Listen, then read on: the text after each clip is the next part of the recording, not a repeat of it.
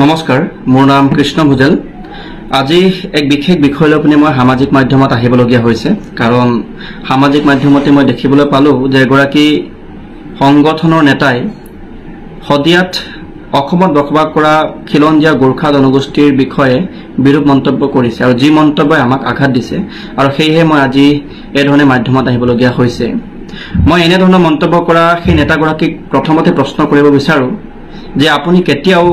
অসমত বসবাস কৰা খিলঞ্জীয়া গোৰ্খা জনগোষ্ঠীৰ ইতিহাস অধ্যয়ন কৰিছেনে নিশ্চয়কৈ কৰা নাই আৰু বহুত কথাই নাজানে আৰু সেই কাৰণে আপুনি এনে ধৰণৰ মন্তব্য কৰিছে গতিকে এগৰাকী সামাজিকভাৱে দায়বদ্ধ নাগৰিক হিচাপে এগৰাকী নেতা হিচাপে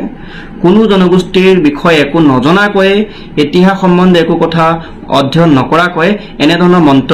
মন্তব্য দিয়াৰ পৰা বিৰত থকাটো উচিত বুলি মই ভাবো 1816 চনৰ হুগলী সন্ধিৰ কথা কি আপুনি যদি নাজানে মহাপুৰুষ শ্ৰীমন্ত শংকৰদেৱৰ শিষ্য ৰতিকান্ত উপাধ্যায় আৰু তেওঁৰ দ্বাৰা প্ৰতিষ্ঠা কৰা সত্ৰৰ কথা যদি আপুনি নাজানে তেতিয়াহ'লে গোৰ্খা জনগোষ্ঠীৰ বিৰুদ্ধে এধৰণৰ মন্তব্য নকৰিব অসম আন্দোলন ভাষা আন্দোলন ভাৰতবৰ্ষৰ স্বাধীনতা সংগ্ৰাম এই আটাইকেইটা সংগ্ৰামত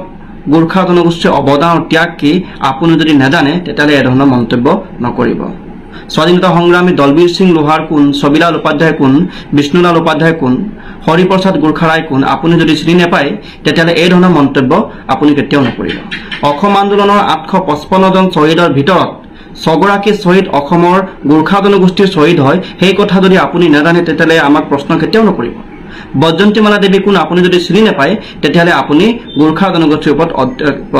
বিৰূপ মন্তব্য কৰাৰ পৰা বিৰত থাকিব গতিকে মই আপোনাক অনুৰোধ জনাইছো প্ৰথমতে অসমৰ থলুৱা খিলঞ্জীয়া গোৰ্খা জনগোষ্ঠীৰ ইতিহাস সম্বন্ধে অধ্যয়ন কৰি লওক তাৰ পাছত মন্তব্য কৰিব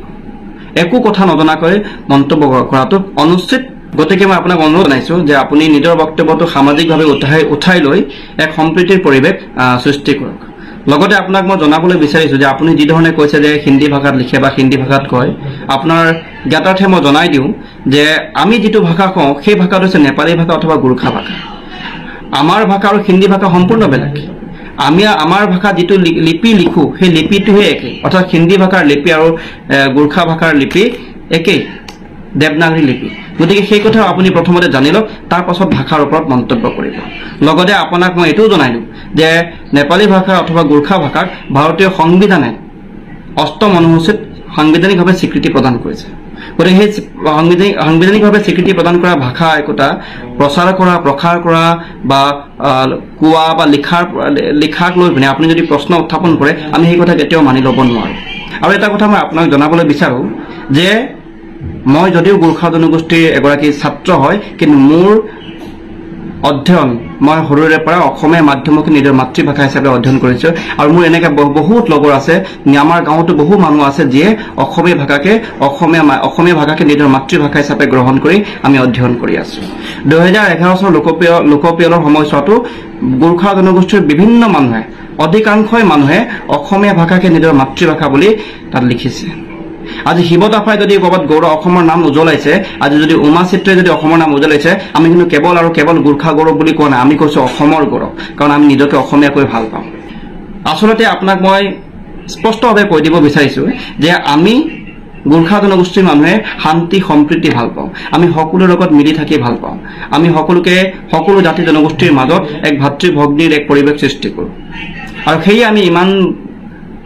যুগান্তৰ পৰা মিলি পিনে অসমৰ জাতি মাটি ভেটি অসমৰ সাহিত্য সংস্কৃতি ভাষা উন্নতিৰ কাৰণে সকলোৰে লগত কান্ধত কান্ধ মিলাই হাতত হাত ধৰি যুদ্ধ কৰি গৈছো আৰু এতিয়াও যদি অসমী আইৰ গৰিমাত যদি কোনোবাই কালিমা হানিব বিচাৰে কোনোবা যদি আঘাত দিব বিচাৰে আমি গোৰ্খা জনগোষ্ঠীৰ মানুহে অসমী আইৰ সন্তান হিচাপে প্ৰথমতে আগবাঢ়ি যাম গতিকে কোনো জনগোষ্ঠীৰ ওপৰত বা জনগোষ্ঠীটোৰ আঘাত হনা কিছুমান কথা কোৱাৰ পূৰ্বে এগৰাকী জননেতা এগৰাকী সামাজিকভাৱে দায়বদ্ধ নেতা হিচাপে কিছুমান কথা জানি লোৱাটো উচিত গতিকে আগন্তুক দিনত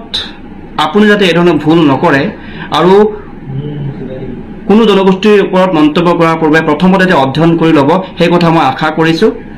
আৰু গোৰ্খা জনগোষ্ঠীৰ বিৰুদ্ধে বিশেষভাৱে এই ধৰণৰ মন্তব্য কৰাৰ পৰা বিৰত থাকিবলৈকো আপোনাক আহ্বান কৰিছো ধন্যবাদ জয় গোৰ্খা